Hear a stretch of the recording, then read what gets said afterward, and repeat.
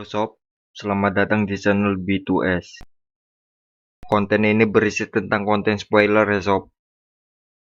Kali ini saya akan membahas film Jepang yang berjudul Like Someone in Love yang rilis tanggal 15 September 2012.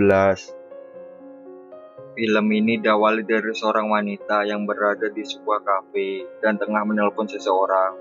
Wanita ini bernama Akiko. Akiko adalah mahasiswa sosiologi yang bekerja sambilan sebagai PSK atau kupu-kupu malam. Akiko dalam keadaan galau karena pacarnya sangat posesif, terus-menerus mencurigainya tentang apa yang dilakukan dan dikerjakannya. Saking posesifnya, pacar Akiko menyuruh Akiko menghitung jumlah ubin lantai agar dia tahu Akiko sedang berbohong atau tidak. Tak lama kemudian, Akiko didatangi Hiroshi.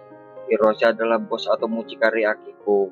Karena melihat Akiko ribut dengan pacarnya di telepon, Hiroshi pun memberi saran kepada Akiko untuk putus saja dengan pacarnya tersebut. Setelah menerima telepon, Hiroshi pun menyuruh Akiko untuk melayani pria tua yang bernama Takashi Watanabe. Takashi Watanabe adalah mantan profesor universitas tua. Saat itu juga Akiko langsung menolak karena dia ingin fokus untuk ulangannya dan sangat tidak mood karena baru saja ribut dengan pacarnya. Tapi Hiroshi terus membujuknya dan berkata kalau pria ini berbeda. Bahkan Akiko akan berterima kasih kepada Hiroshi karena sudah dikenalkan oleh pria tersebut.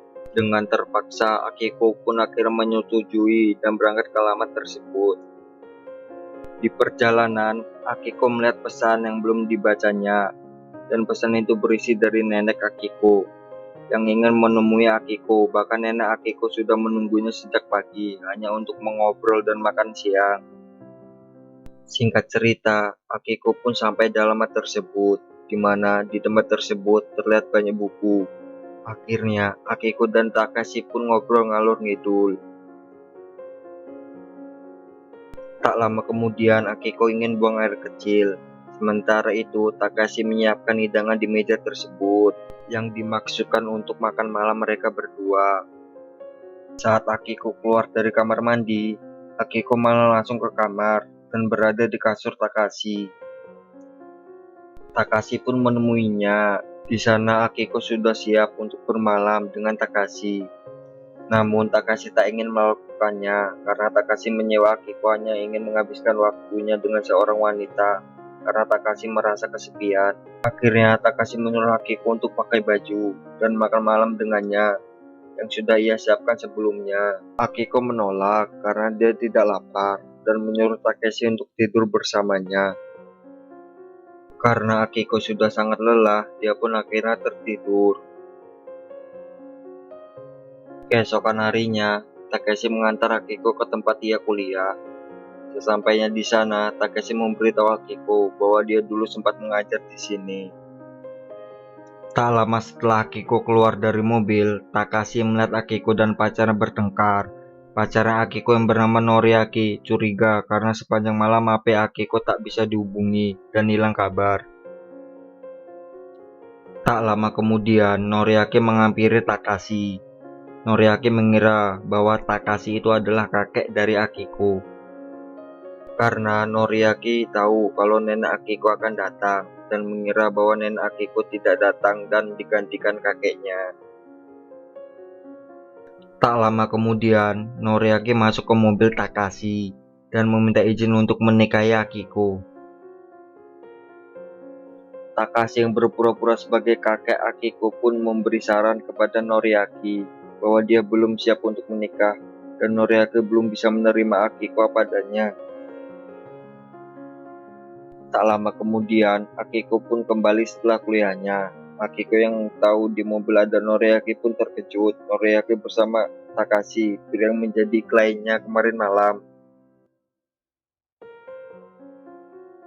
Karena Noriaki mengira Takashi adalah kakeknya Akiko, keadaan pun menjadi cair. Ketiganya pun berjalan menuju toko buku.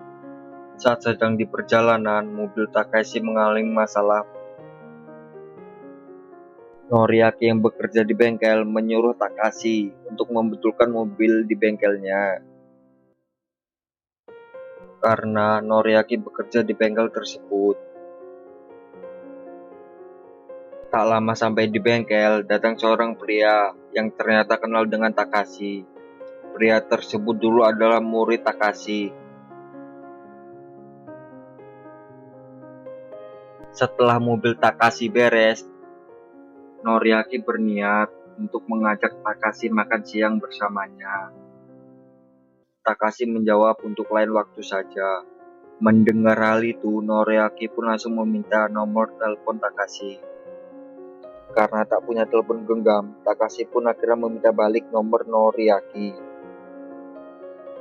Setelah itu, Noriaki menanyakan kepada Akiko apakah dia punya rencana hari ini dan mengajak makan bersama. Noriaki pun ingin berbicara dengan Akiko.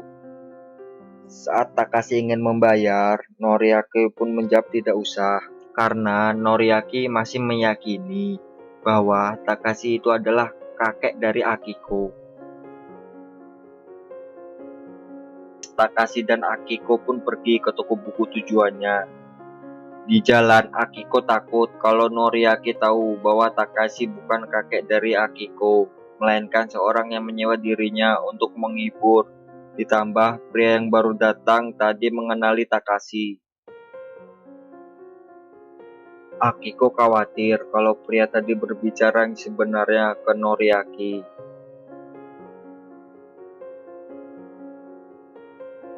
Setelah mengantar Akiko ke toko buku, Takashi pun pulang ke rumahnya. Sesaat kemudian, ada seseorang menelpon dan itu Akiko. Akiko terlihat seperti minta pertolongan dan meminta Takashi untuk menjemputnya. Sesampainya di sana, Takashi melihat Akiko menutup mukanya karena akibat Akiko baru saja bertengkar dengan pacarnya. Karena Noriaki sekarang sudah tahu kalau Akiko bekerja sebagai PSK atau wanita penghibur dan Takashi bukanlah kakek dari Akiko. Takashi pun membawa Akiko pulang ke rumahnya. Saat sampai di rumah, Takashi menyuruh Akiko untuk menunggunya selagi Takashi membeli obat untuk luka Akiko. Takashi pun merasa khawatir kepada Akiko. Ia merasa harus melindungi Akiko dari segala bentuk bahaya yang mengancamnya. Saat mereka berdua berada di rumah, Takashi pun mencoba untuk mengobati luka Akiko. Saat ingin mengobati luka Akiko, ada seseorang yang menggedor-gedor pintu Takashi, di mana itu adalah Noriaki. Noriaki terlihat sangat marah kepada Takashi karena apa yang telah ia lakukan, apalagi mereka berdua sudah membohonginya. Takashi pun bingung harus berbuat apa. Tak lama kemudian, saat Takashi ingin mengintip keluar jendelanya untuk melihat apa yang sedang dilakukan Noriaki, sebuah benda masuk ke dalam kaca tersebut dan mengenai Takashi dan membuatnya jatuh ke lantai.